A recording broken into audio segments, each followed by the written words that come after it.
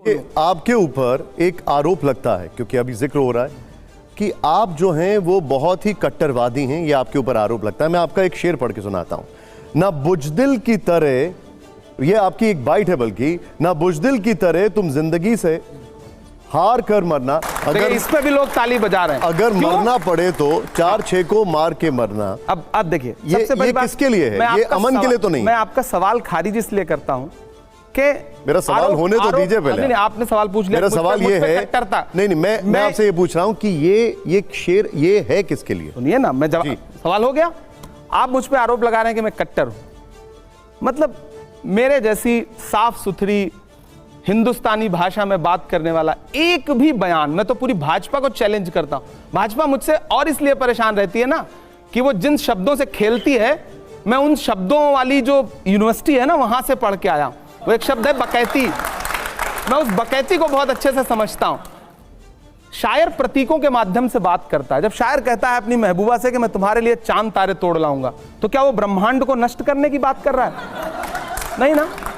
शायर प्रतीकों के माध्यम से बात कर। भेड़िया, मैं भेड़िया शब्द इस्तेमाल कर रहा हूं। भेड़िए के खिलाफ कितनी कविताएं लिखी गई हैं, आप सबने पढ़ी होंगी।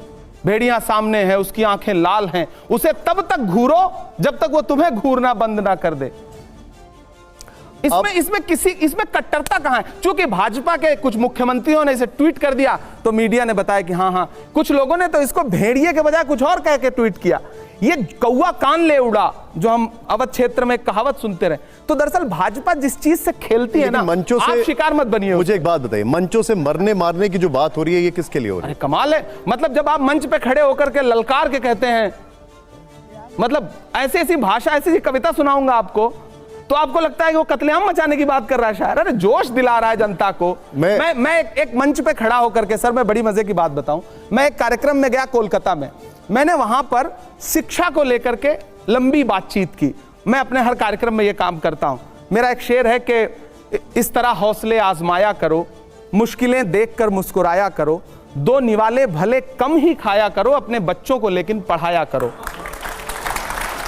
मैं ये शेर पढ़ते पढ़ते एक भूमिका बना रहा था, और भूमिका में मैंने कहा कि अगर समाज में सम्मान पाना चाहते हो, मेरे अपने समाज के ज्यादा लोग वहां बैठे थे, तो मैंने कहा आइए ब्यूरोक्रेसी का हिस्सा बनिए, सिस्टम का हिस्सा बनिए, सिस्टम सुधारिए, सिस्टम पे कब्जा करिए। एक तथाकथित चैनल ने यह शब्द उठाया कि इमरान प्रतापगढ़ी कह रहे हैं कि सिस्टम पे कब्जा करिए। अब जब हम कहते हैं कि दिल्ली की सत्ता पे कब्जा करो, कोई नेता ये कहता है, तो भैया वो राजनीतिक रूप से सक्षम होने की बात कर रहा है, लेकिन मीडिया इसको एक नया नैरेटिव दे देगा और लोग उसके खेल में फंस जाते हैं। आपने एक बड़ी अच्छी बात बोली यहां पर कि सिस्टम का हिस्सा बनिए, ब्यूरोक्रेसी का हिस्सा बनिए, लेकिन फिर आपके कुछ ऐसे शेर आते हैं या कुछ आपके ऐसे शब्द आते हैं, अभी आपने बकैती का जिक्र किया, उसको लेकर फिर बहुत बड़े सवाल खड़े होते हैं। मैं आपको सुनाता हूं। ऐसा नहीं होगा, कभी ऐसा नहीं होगा, कभी ईमान का कुरान का सौदा नहीं होगा, हमें तो कत्ल कर दो शौक से मंजूर है, लेकिन शरीयत के किसी मुद्दे पर समझौता नहीं होगा। क्यों होगा? क्यों होना चाहिए? आप जिस आस्था को मानते हैं निशान भाई, आप बड़े धार्मिक व्यक्ति हैं, आप अपनी आस्था से क्यों समझौता करेंगे? किसी को नहीं करना चाहिए। किसी भी धर्म का व्यक्ति हो, किसी भी मजहब का व्यक्ति हो, सुन लीजिए, भारत का संविधान कहता है कि सवाल ये है, एक मिनट इमरान साहब, अपनी मेरा सवाल सुन लीजिए, जो मेरा सवाल आस्था है उसको मानने का मेरा सवाल, देश संविधान से चलेगा या शरीयत से चलेगा? ये सवाल मैं जानता था कि ये सवाल जरूर आएगा। ये सवाल आता क्यों है?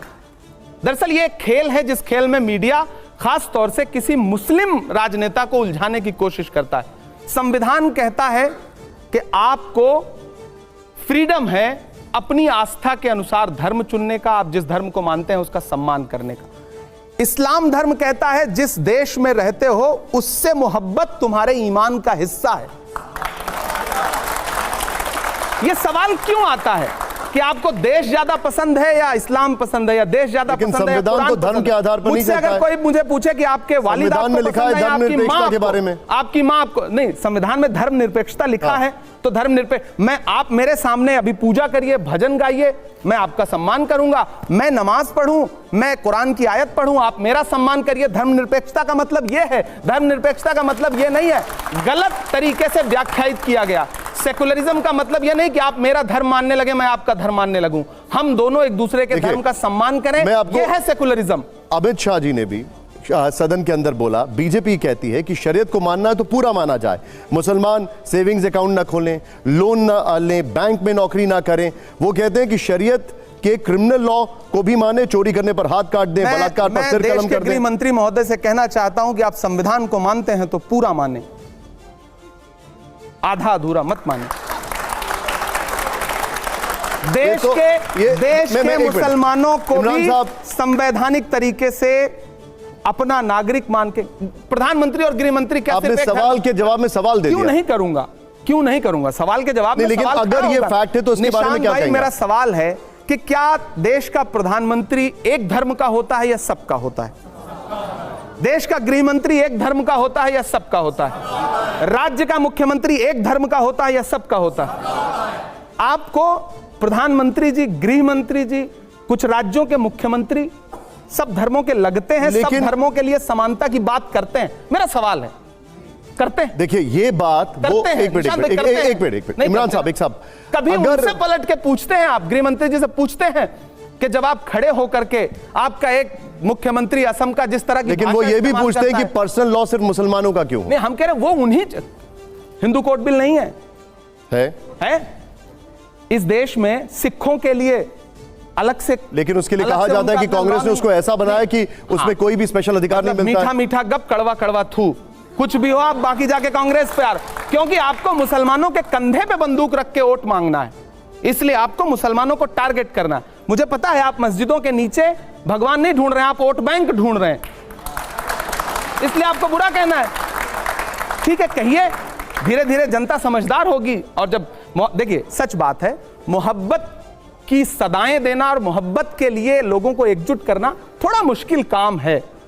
नफरत के लिए आप किसी चौराहे पे खड़े हो जाइए, किसी भी धर्म के हों, आप अपने धर्म का नारा लगाना शुरू कर दीजिए, आएं बाएं बकने लगिए, 100 लोग खड़े हो जाएंगे, 1000 लोग खड़े हो जाएंगे, और आप खड़े होकर के मोहब्बत की बात करना शुरू करिए, लोग कहेंगे पागल है क्या यार ये। अच्छा इमरान साहब, इस दौर में मोहब्बत की बात कर रहा है, नादान हो, इस दौर में क्या ढूंढ रहे हो तुम? जहर की शीशी में दवा ढूंढ रहे हो। इमरान साहब, अगला शेर नहीं मिसरा सुना रहा हूं और आप इसको पूरा मुकम्मल करिएगा। ये बताइए कि कवि का इशारा किस तरफ है जब आप लिखते हैं कि गोबर को कोहिनूर बताने में रह गए? मैं संबित पात्रा की तरफ मेरा इशारा है। उन्होंने बताया था पूरा शेर चैनल पे, ये सोशल मीडिया पे बड़ा वायरल हो रहा है, पूरा शेर तो पढ़ दीजिए। नहीं मतलब अब उन पर बस एक ही मिसरा याद रखने का मन करता है, उसके बाद भुला दिया मैंने, क्योंकि बाद में मुझे समझ में आया कि मैं थोड़ा मैच्योर हो गया हूं। ठीक है जी, अभी आप अंबेडकर की बात कर रहे थे, फिर 2 सवाल पूछूंगा, इस बार दोनों का जवाब दीजिएगा। पहली बार आपने पहले का ही जवाब दिया था। प्रधानमंत्री ने एक बाकायदा ट्वीट करके बोला है कि अगर इतनी इज्जत होती अंबेडकर की तो उनकी तस्वीर सेंट्रल हॉल में कांग्रेस लगाती, बाकी किसी दलों को लगाने की ज़रूरत नहीं होती। और दूसरा सवाल मैं ये आपसे कर रहा हूँ, आपको नहीं लगता कि Congress party single issue party बनती चली जा रही है? कोई भी चीज़ होती है आप लाल किताब उठाते हैं, नहीं तो फिर बोलते हैं अडानी इसका रहा। पहली बात तो ये लाल किताब देख करके सत्ता पक्ष इतना भड़क क्यों रहा है? सांड भी इतना लाल कपड़ा देख के नहीं भड़कता जितना लाल संविधान देख के भड़क रहे हैं। गलत क्या है? 10 विजुअल मौजूद है जिसमें राष्ट्रपति महोदय या महोदया, प्रधानमंत्री जी को वही वाला संविधान, जो मतलब कलर से आप संविधान के बुक कवर से आप मतलब तय करेंगे कि ये कौन सा संविधान है। झूठ बोलेंगे सदन में कि राहुल गांधी जो संविधान लेके चलते हैं उसके पन्ने तो कोरे रहते हैं। कल अभी सदन के अंदर बोला है, ऑथेंटिकेट करने के लिए उनको चेयरमैन साहब ने नहीं कहा। बात क्या है ना कि भारतीय जनता पार्टी जिन प्रतीकों के माध्यम से खेलना चाहती है ना, देश अब समझता है। आप उधर तो दलितों के खिलाफ अत्याचार करवाएंगे, आप अत्याचार करवाएंगे, और इधर सोचेंगे कि अंबेडकर जी की एक फोटो लगा देंगे तो दलित बहुत खुश हो जाएगा। आप देश के दलितों को मूर्ख समझते हैं। सब जागरूक हो गए हैं, उनको पता है कि बाबा साहब अंबेडकर के संविधान को सबसे ज्यादा चोट कौन पहुंचाना चाहता है। आप जातिगत जनगणना क्यों नहीं करवाते? क्यों नहीं हक देना चाहते? प्रधानमंत्री जी सिर्फ फोटो लगा देने भर से या एक बार नाम उच्चारित कर देने भर से नहीं काम चलेगा। आप देश की जनता जागरूक हुई है और इसीलिए शायद आप परेशान हैं। ये दबदबा, ये शोहरतें, ये नशे दौलत, किराएदार हैं, सब घर बदलते रहते हैं, ये भी बदल देंगे। जब आप हिस्ट्री पे जाएंगे तो ये भी हमें बताना पड़ेगा कि 370 के मुद्दे पर बाबा साहब अंबेडकर ने कैबिनेट छोड़ी थी। हमें यह भी बताना पड़ेगा वो फॉरेन पॉलिसी को लेकर भी कैबिनेट छोड़ने के लिए तैयार थे, वो उससे पूरी इत्तेफाक नहीं रखते थे। कई सारी चीजों पर तो बहुत सारे फैक्ट्स हैं जो कि सामने निकल कर आएंगे अगर आप हिस्ट्री पर जाएंगे। लेकिन एक मिनट राजगोपालन जी, अच्छा आप मैं सवाल जवाब दूं या आप? अच्छा आप सवाल ओके ठीक है, ओके आपने गुड। तो कविता में जवाब नहीं दिया मुझे, वो फर्स्ट वो दे दी, मैं करूंगा। वो क्योंकि कविता आपका में आपसे कविता मैं जवाब बहुत लेना पसंद चाह करता रहे हूं। हैं। सर मैं देखिए इसके बाद मैं निशांत जी से अनुरोध करूंगा कि एक आध दिन अलग से हम आप बैठे नहीं, इसका मैं आप जा, सबको जा, घर जा, पे जा। चाय पे बुलाऊंगा और खूब सारी कविताएं ये आपकी आप- पॉपुलैरिटी आपकी है। मजबूरी है कि मैं चलिए, मैंने राजनीतिक आपसे- बातचीत आपसे- इमरान साहब, इमरान साहब, आप एक निशांत जी सेकंड। कह रहे थे जी। कि इतिहास में जाएंगे जी। तो इतिहास में जाएंगे तो आपको कल गृह मंत्री जी भाषण देते देते बोले हिंदू कोड बिल लाए। विरोध किसने किया था हिंदू कोड बिल का? तो इतिहास में तो भाजपा को यह जवाब भी देना इमरान भाई, पड़ेगा। एक सेकंड, इतिहास एक सेकंड। में तो भाजपा को यह जवाब भी देना पड़ेगा कि संविधान का विरोध किया था उनके आनुषंगिक संगठन, उनके मदर संगठन ने। निशांत आपको इतिहास में यह भी जवाब देना पड़ेगा कि आप तिरंगे का विरोध करते रहे। मेरा एक शेर है, मेरी एक नज्म है, उसका एक शेर है, उसके एक बंद है कि जिन्हें तिरंगे से नफरत है अपना झंडा प्यारा है, गांधी का कातिल अब भी जिनकी आंखों का तारा है, शर्मनाक इतिहास है जिनका अंग्रेजों से यारी का, वो अब हमको बांट रहे हैं सर्टिफिकेट गद्दारी का।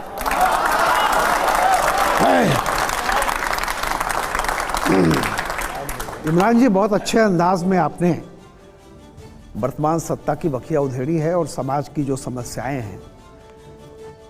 तो कांग्रेस पार्टी ने समस्याएं तो गिनाई, विकल्प क्यों नहीं बन पा रही है, इसका एक मैं जवाब दे रहा हूं, एक सवाल पूछ रहा हूं एक शेर के माध्यम से, जो स्वागत है। यह है कि आप थोड़ा सा ध्यान दीजिए। सुना है लूट लिया है किसी को रहबर ने, यह वाकया तो आपकी दास्तां से मिलता है।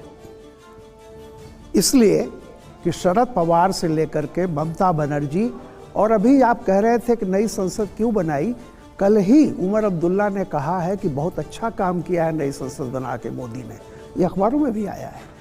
वहाँ से लेके ममता बनर्जी सारे, ये जो आपके सहयोगी हैं, यही वो रहबर तो नहीं है मेरा। नहीं देखिए सर, सबसे पहली बात ये कि बहुत सारे मुद्दे हैं कि जिस पर हमारे सहयोगी दल जरूरी नहीं कि मतलब हमारे जैसी ही राय रखते हो, लेकिन जब बड़ा कॉज सामने होता है, जब बड़ी बात सामने होती है, तो उस मुद्दे पर आपको एकजुट दिखते हैं। मुझे बताइए क्या भाजपा गठबंधन के सारे लोग एक जैसा दिखते हैं? मैं सुनिए, मैं एक सिर्फ उदाहरण दूंगा। उत्तर प्रदेश में एक नेता है ओम प्रकाश राजभर, उनके भाषण सुने हैं आपने नरेंद्र मोदी जी के बारे में? वो भाजपा के गठबंधन में है इन दिनों। जीतन राम मांझी दी भाजपा की कैबिनेट में, नरेंद्र मोदी जी की कैबिनेट में है। भगवान श्री राम को लेकर, मर्यादा पुरुषोत्तम राम जी को लेकर के उनके वक्तव्य सुने हैं आपने? भाजपा ऑफिशियल स्टेटमेंट जारी करके बताए कि क्या वो मांझी के बयान से सहमत है? नहीं, बिल्कुल सही है आपकी। बगले झांकने लगेगी भाजपा। होता क्या है ना कि आप बहुत सारे मुद्दों पे आपकी राज्य की जो राजनीति है और सेंटर की जो राजनीति है, दोनों के मुद्दे अलग हैं। कुछ मुद्दे ऐसे होते हैं जिसपे आप सेंट्रल पॉलिटिक्स करने वालों से हो सकता है थोड़े से असहमत हो, लेकिन यही तो अच्छी बात है ना। यहां बैठे हुए बहुत सारे लोग हैं जो मुझसे मेरी बातों से हो सकता है असहमत हो, लेकिन जब मैं अच्छी बात बोल रहा हूं तो ये ताली बजा रहे हैं, समर्थन कर रहे हैं। दरअसल इतनी ही उदार होनी चाहिए राजनीति। हां, हम जीते नहीं, लेकिन यह भी सच है कि 2024 के चुनाव में 400 पार का नारा लगाने वाले लोग 240 पे आके अटक गए, और यह अटकना ही है कि आज संविधान के 75 सालों का जश्न मन रहा है, वरना जश्न न मन रहा होता, कई अमेंडमेंट अब तक हो रहे होते। और ये जो आज बाबा साहब अंबेडकर को लेकर के अहंकार भरी बात बोलने का साहस आया है, ये भी आया है क्योंकि महाराष्ट्र और हरियाणा येन केन प्रकारेण जीत गए, वरना ये जबान भी ना निकलती, ये भाषा भी ना इस्तेमाल होती। तो राजनीति में होता है हाँ, लेकिन फिर भी हम एक मजबूत विपक्ष की तरह लड़ रहे हैं, लड़ते रहेंगे, और इतिहास ये कहेगा जीत हार अपनी जगह है। मैं डरा नहीं, मैं झुका नहीं, कहीं छुप छुपा के खड़ा नहीं, जो डटे हुए हैं महाज पर मुझे उन सफों में तलाश कर। हम लड़ रहे हैं, राहुल गांधी जी लड़ रहे हैं। इमरान साहब, जी सर। एक मिनट, राशिद साहब सर, हाँ please go ahead Vinod ji. Imran साहब, आप अच्छी बात करते हैं, लेकिन जब हम संसद देखते हैं और बरसों से देख रहे हैं, जो आज की संसद है तात्कालीन, जो आपका पक्ष है जिसके पास वो इंस्टीट्यूशनल मेमोरी है संविधान के बारे में, उससे ज़्यादा इंस्टीट्यूशनल मेमोरी तो किसी पार्टी के नहीं है। बिल्कुल सर। लेकिन जब बहस हुई तो हमारे मित्र जो अभी आपको इंगित कर रहे थे फर्स्ट अमेंडमेंट, जो कि प्रोविजनल पार्लियामेंट लाई थी, ये कथन गलत है कि बिना किसी पार्लियामेंट के वो आ गई थी। इट वॉज प्रोविजनल पार्लियामेंट, जो कॉन्स्टिट्यूंट असेंबली ने अपने आप को प्रोविजनल पार्लियामेंट में तब्दील किया था। और फर्स्ट अमेंडमेंट वॉज अगेंस्ट जमींदारी पता and reasonable restriction on freedom of speech, जो आज तक हैं, किसी ने हटाया नहीं। आप लोगों उस वक्त तुरंत जवाब क्यों नहीं देते? अपना पढ़ाया हुआ पाठ खुद ही भूल गए। हाँ। आप अपने इतिहास को भूल गई, आपकी पार्टी, आप क्योंकि अपने इतिहास को भूल गई, इसलिए आपके विपक्षी जो हैं अपने इतिहास को आपके इतिहास में तोप रहे हैं। सर बहुत अच्छी बात आपने कही, आपका शुक्रिया कि आपने वो चीजें याद दिलाई। मैं मानता हूं और मैं लगातार थोड़ा निराश भी हूं सदन की कार्रवाई को देख करके। बहुत सारे मुद्दे ऐसे हैं सच में, मतलब बाहर लोगों को लगता है आज भी देश का एक बड़ा वर्ग है, खेतों में खलिहानों में काम करने वाला, गांव का गरीब मजदूर, उसको लगता है कि हमारी बात अगर संसद में उठ गई तो बहुत बड़ी। मेरे सोशल प्लेटफॉर्म पे लाखों लोग फॉलो करते हैं, उनके इनबॉक्स में मैसेजेस होते हैं, भैया हमारा मुद्दा उठा दो पार्लियामेंट में, हमारा मुद्दा उठा दो। हालत यह है कि इस पूरे सत्र में 0 आवर लगाते रहे, स्पेशल मेंशन लगाते रहे, मैं एक शब्द नहीं बोल पाया हूं पूरे पार्लियामेंट में। क्यों? क्योंकि संसद चली ही नहीं।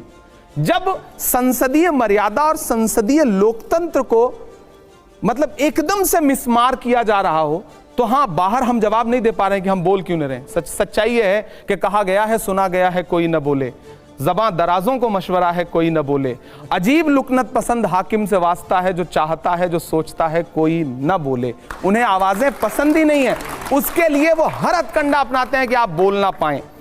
लेकिन मुझे खुशी है कि एक नई पीढ़ी आई है जो लड़ भिड़ के बोलने की कोशिश कर रही है, और हम आपको आश्वस्त करते हैं सर, आप अपनी इन्हीं जागती आंखों से संसद में लड़ते और बोलते हुए देखेंगे हम लोगों को, ये हम आपको विश्वास। राशिद साहब कुछ कह रहे हैं, फिर मैं आपसे कुछ सवाल पूछूंगा। इमरान साहब, आप एक बड़े लोकप्रिय शायर हैं। जब से आप सक्रिय राजनीति में आए हैं, जिस तरह से देश में एक माहौल है विचारधारा को लेकर के, अलग अलग तरह की राय पेश की जाती है, तो क्या आपकी जो लोकप्रियता है, मकबूलियत है, उसका दायरा कम हुआ है या बढ़ा है? और दूसरी बात, ये जो मुसलमान और उर्दू को एक जो मुख्य धारा से हटाने का एक जो नैरेटिव बना है, उसके ऊपर आप कैसा महसूस करते हैं? देखिए, नैरेटिव बनाया किसने है, सबसे महत्वपूर्ण बात है। मेरा तो व्यक्तिगत तौर पे अगर मैं कहूँ सर कि मैं साहित्य की दुनिया से थोड़ा सा इधर आ गया राजनीति की तरफ, मेरा वैसे लोकप्रियता का कोई नुकसान नहीं हुआ, आर्थिक नुकसान जरूर हुआ। कार्यक्रम कम कर पाता हूं, पैसे नहीं कमा पाता।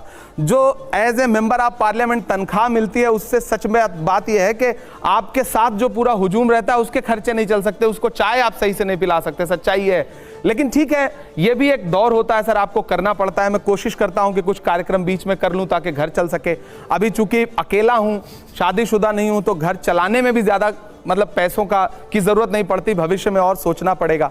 दूसरी बात सर, उर्दू और मुसलमान, इन दोनों चीजों के खिलाफ चूंकि सत्ता एक नैरेटिव बना रही है, उनको सूट करता है ना, ये उर्दू के खिलाफ बोल दो, मुसलमान के खिलाफ। कल गृह मंत्री जी सदन में खुलेआम एक झूठ बोल रहे थे कि कांग्रेस पार्टी ने धर्म के आधार पर मुसलमानों को राज्यों में, 1-2 राज्यों में, जयराम रमेश जी ने खड़े होकर कहा कि आप झूठ बोल रहे हैं, आप ऑथेंटिकेट करिए। चेयरमैन साहब ने नहीं दिया फ्लोर, मजबूरन आज मुझे इस प्रोग्राम में। मेरे 2 सवाल हैं आपसे इमरान जी। पहला सवाल ये है कि संभल का मसला बहुत गर्म है उत्तर प्रदेश में, तो उस पर आपकी पार्टी और आपका क्या कहना है? आपको लगता है कि मामला अदालत के बाहर निपटाया जाना चाहिए? और दूसरा सवाल है कि आपकी पार्टी, एक ज़माने में लोग कहते थे कि जात पे ना पात पे, इंदिरा जी की बात पे मोहर लगेगी हाथ पे, और अब ये राष्ट्रीय पार्टी जाति पे वोट मांग रही है। ये 2 सवाल मैं आपसे पूछ रहा हूँ। पहली बात तो ये कि कांग्रेस पार्टी जाति पे वोट नहीं मांग रही। आपका पहला सवाल है कि संभल के मुद्दे पे आपका क्या कहना। यहाँ तमाम युवा साथी बैठे हैं, हम किस धर्म से हैं, किस मजहब से हैं, इससे हट के एक बात मैं कहना चाहता हूँ कि संभल के मुद्दे का हल कैसे होना चाहिए। इससे महत्वपूर्ण यह है कि वो जो 5 नौजवान मारे गए, उनके बारे में तो कोई बात ही नहीं कर रहा है। ऐसा नैरेटिव बना दिया गया कि चर्चा जो है ये हो रही है कि आज पुलिस प्रशासन ने ये बयान दिया, आज ये दिया। जिस दिन से वो 5 बच्चे, नौजवान बच्चे, न साजिश थी न कोई जंग का ऐलान लिखा था, बुझी आंखों में एक मासूम सा अरमान लिखा था, जिसे दंगाई कह के सीधे गोली मार दी तुमने, उसी मजदूर के सीने पे हिंदुस्तान लिखा था। मैं बहुत भावुक हूं। क्या किसी ने एक संवेदना का शब्द, सत्ता में बैठे हुए किसी एक व्यक्ति ने एक संवेदना का शब्द बोला है? 5 लाशें उठी हैं। इधर 26 नवंबर को महामहिम राष्ट्रपति महोदया संसद में भाषण दे रही थी, मैं सामने बैठा हुआ था, और 162 किलोमीटर दूर संसद से संभल में 5 जनाजे एक साथ उठ रहे थे। छोड़ दीजिए वो हिंदू थे या मुसलमान थे, विजुअल हैं इस बात के ना कि पुलिस गोली चला रही थी। मैं भी यहां बैठ के बात कह रहा हूं। अगर पुलिस ये कहती है कि वो पत्थर मार रहे थे, तो उन लड़कों को किसने मारा उसका विजुअल आपके पास कहां है? पुलिस जो नैरेटिव बना दे, डीएम प्रेस कॉन्फ्रेंस कर रहे हैं, कमिश्नर प्रेस कॉन्फ्रेंस कर रहे हैं, सत्ता के शीर्ष पे बैठे एक शब्द नहीं बोल रहे हैं। क्या इंसानों की जान की कोई कीमत नहीं है? सदियों से यहीं पर रहता है, जाने कितने दुख सहता है। भीगी पलकों से एक बेटा भारत मां से ये कहता है, पुरखे हम सबके गोद में तेरी खाक ओढ़ के लेटे हैं, मां हम भी तेरे बेटे हैं, है ना? इमरान साहब, बीजेपी कह रही इस है, पे कोई बात ही नहीं कर रहा है। मुझे हैरत है, ये निकल आया, वो निकल आया। यहां आज भी, कल भी संसद में संविधान पे बहस हो रही है और वहां बुलडोजर चल रहा है। अच्छा, कोई बात नहीं करेगा इस पे, मीडिया भी बात नहीं करेगी, राजनीतिक दल भी बात नहीं करेंगे। कितना मतलब, मैं एक बतौर इंसान, एक देश का एक जिम्मेदार नागरिक, पढ़ा लिखा व्यक्ति, मैं सवाल पूछता हूं, सत्ता क्यों चुप है? संवेदना के एक शब्द भी क्यों नहीं? हमारी पार्टी का स्टैंड क्लियर है, राहुल गांधी जी गए, जा रहे थे, उनको जाने नहीं दिया गया। नेता प्रतिपक्ष को क्या अब यह भी अधिकार नहीं रह गया है कि वो जाकर के पीड़ितों से मिल सके? मुझे देश से पूछना है, क्यों नहीं मिलने देंगे? क्या छुपाना चाहते हैं? आपने राहुल गांधी का जिक्र किया, वो पीड़ित परिवार के साथ मिलना चाह रहे थे। यहां पर बीजेपी बार बार यह आरोप लगा रही है कि कांग्रेस एक लाइन नहीं ले रही, वो ये नहीं बता रही कि आखिर वो है किसके साथ। भाजपा किसके साथ है? सवाल मेरा है। सरकार किसके साथ है? नहीं, वो तो खुल के कह रहे हैं कि हम मंदिर के साथ। हाथ रख करके कसम खाने वाले लोग किसके साथ खड़े हैं? संविधान के साथ, या किसी धर्म के साथ, किसी इंसान के साथ, किसी जाति के साथ, किसी मजहब के साथ? इंसान के साथ क्यों नहीं? पीड़ितों के साथ क्यों नहीं? योगी जी कह रहे हैं खुलकर कि अगर वहां पर विष्णु का 10वां अवतार होगा तो हम वहां पर उसी के साथ हैं। अवतार हो, उससे किसको इनकार हो सकता है? भगवान का अस्तित्व सब स्वीकार करते हैं, लेकिन इंसान का अस्तित्व भी तो स्वीकार करिए सत्ताधीश महोदय। ठीक है, राशिद साहब। इमरान साहब, आप एक बहुत ही लोकप्रिय शायर हैं। आपने राजनीति में कुछ चुनौतियां देखते हुए आप उसमें सामने आए और आप उसको, कांग्रेस ने आपको राज्यसभा में महाराष्ट्र से आपको लेके आई। लेकिन क्या वजह है कि आपने मोहब्बत की दुकान शामिल करी, मोहब्बत की दुकान में आप शामिल हुए और उस बात को आपने आगे बढ़ाया, लेकिन जब बटेंगे तो कटेंगे की बात आई महाराष्ट्र में और एक है सेफ है, वहाँ जो कांग्रेस का पूरा ये जो मोहब्बत की दुकान थी वो एक तरीके से बैठ गई, फ्लॉप हो गई। आप एक लोगों के बीच में जाते हैं, आपने वहाँ सभाएं भी की थी, लोग भी आए थे, क्या वजह आपको नज़र आती है कि आपकी दुकान नहीं चली और बटेंगे वो कटेंगे वो चल गया? बहुत शुक्रिया रशीद किदवई साहब, बहुत सीनियर हैं, कई बड़ी किताबें लिखी हैं उन्होंने, राजनीति के बड़े जानकार हैं। देखिए, मैं आया, मोहब्बत की दुकान में शामिल हुआ। मैं खुद को खुशनसीब समझता हूं कि मैं नफरत की दुकान में शामिल नहीं हुआ, और किसी को भी नफरत की दुकान की तरफ नहीं जाना चाहिए, वो राजनीति हो या कोई भी क्षेत्र हो। मैं मोहब्बत की दुकान की तरफ शामिल हुआ। आपका कहना है कि महाराष्ट्र में वो दुकान क्यों नहीं चली? हाँ, नहीं चली। मैं भी हैरान हूँ। मैंने 30 के आसपास सभाएं की। मैं झारखंड में भी चुनाव प्रचार में था और मुझे तो ग्राउंड पे झंडे भी नहीं दिख रहे थे जो पार्टी अभी वहां सत्ता में आई है। सच्चाई है, जो क्राउड उमड़ के आ रहा था, लोग स्वतः जिस तरह से सामने आ रहे थे, हम सब आशान्वित थे। हरियाणा का रिजल्ट तो सत्ता जिनकी आई है उनके लोगों को हजम नहीं हो रहा है कि हम कैसे जीत गए। हरियाणा में भी मैं चुनाव प्रचार में था, तो कुल मिला के वो रिजल्ट सब वहां के गांव के लोग प्रोटेस्ट कर रहे हैं। ऐसे ऐसे गांव हैं, मैं चूंकि वहां से सांसद हूं महाराष्ट्र से, वो खुद कह रहे हैं कि भाई पूरे के पूरे गांव ने, अधिकांश लोगों ने कांग्रेस को वोट दिया, शिवसेना उद्धव ठाकरे गुट के लोगों को वोट दिया, वो वोट गए कहां? ग्रामीण प्रोटेस्ट कर रहे हैं और फिर वहां कर्फ्यू लगा दिया जा रहा है। उन्हें मॉक पोलिंग का जो एक उन्होंने कॉन्सेप्ट निकाला था मकरवाड़ी में, वो नहीं करने दिया गया। हम भी हैरान हैं। दूसरी बात यह कि मोहब्बत की दुकान अगर एक बार नहीं खुल सकी या मोहब्बत के फूल अगर मुरझा गए, तो फिर इसका मतलब ये थोड़ी है कि हम पतझड़ के साथ चले जाएंगे। हम फिर से बहारें लाने की कोशिश करेंगे, हम फिर से फूल खिलाने की कोशिश करेंगे। ये तो एक मुसलसल जंग है, ये नफरत और मोहब्बत के बीच एक जंग है। अगर हम यहाँ तमाम युवा साथी बैठे हैं, आपका पहला प्यार अगर कहीं से आपसे रूठ जाता है, दूर हो जाता है, तो जिंदगी खत्म थोड़ी हो जाती है। हम आगे बढ़ते हैं, नए प्यार तलाशने की कोशिश करते हैं। आपने साहित्यिक सवाल पूछा था, मैंने साहित्यिक जवाब दिया। 2025 संविधान का अमृत वर्ष है, 75 साल पूरे हो रहे हैं। अच्छा होता कि हम दुनिया के सबसे बड़े लोकतंत्र का जश्न मनाते, लेकिन संसद में हुआ कुछ और। निशांत जी, मैं युवा हूं और मैं हर दिन 8 घंटे 9 घंटे रोज सदन में मौजूद रहता हूं। 100% मेरी अटेंडेंस रहती है। मैं एक अच्छे सांसद की तरह मैं सीखने और समझने के लिए वहां पे जाता हूं। मैं पिछले 2 दिन से संविधान पे बहस सुन रहा हूं। आप विश्वास करें, मतलब सिर्फ आरोप प्रत्यारोप है। गृह मंत्री जी कल भाषण दे रहे थे और जिस अंदाज में उन्होंने अंबेडकर जी को, जिस अंदाज में उन्होंने कहा ना कि आज एक फैशन हो गया अंबेडकर अंबेडकर अंबेडकर, अगर इतनी बार भगवान का नाम लेते तो 7 जन्मों के लिए स्वर्ग मिल जाता। देश के गृह मंत्री की यह भाषा होनी चाहिए? नहीं होनी चाहिए। इस देश के दलितों के लिए, पिछड़ों के लिए अंबेडकर भगवान ही हैं। भगवान मानता है उनको। इस देश की महिलाओं को जो अधिकार दिया है उन्होंने, वो भगवान जैसा ही है। तो मुझे लग रहा है, आप कह रहे हैं कि जश्न मनाना चाहिए, तो मेरा भी मन करता है कि मैं जश्न मनाऊं।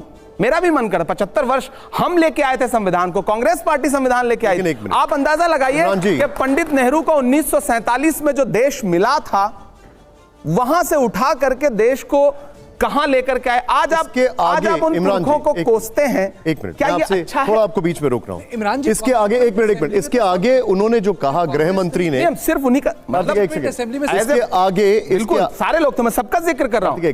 इसके आगे गृह मंत्री जी ने यह भी कहा कि ऐसी क्या हो गया था कि अंबेडकर जी को नेहरू जी की कैबिनेट छोड़ के जाना पड़ा। इसके आगे भी तो उन्होंने बहुत कुछ कहा।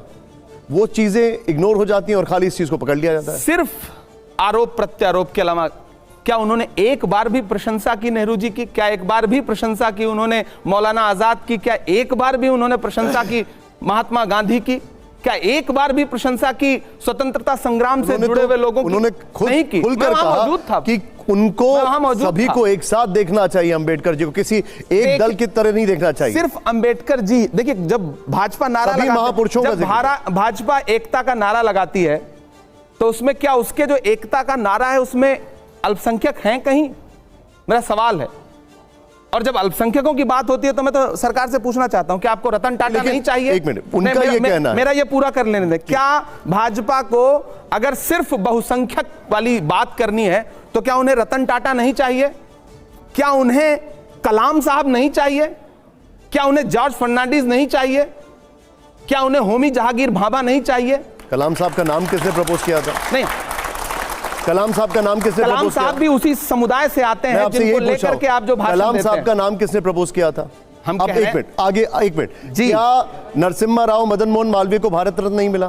क्या सरदार पटेल की स्टैचू नहीं बनी? निशांत जी, आपको लगता नहीं कि अटल बिहारी वाजपेयी जी और नरेंद्र मोदी जी में जमीन आसमान का अंतर? मैं नरसिम्हा राव मदन मोहन मालवीय की बात कर रहा हूं। आपको अंतर नहीं। आपने कहा ना किसने नाम प्रपोज किया था? नाम प्रपोज किया था उस दौर में अटल बिहारी। आपको लगता है कि यह भाजपा अटल बिहारी वाजपेयी जी की भाजपा है? आपको लगता है? समाजवादी, अगर आपको लगता है तो फिर आप गलत सोच रहे हैं। ये अटल बिहारी वाजपेयी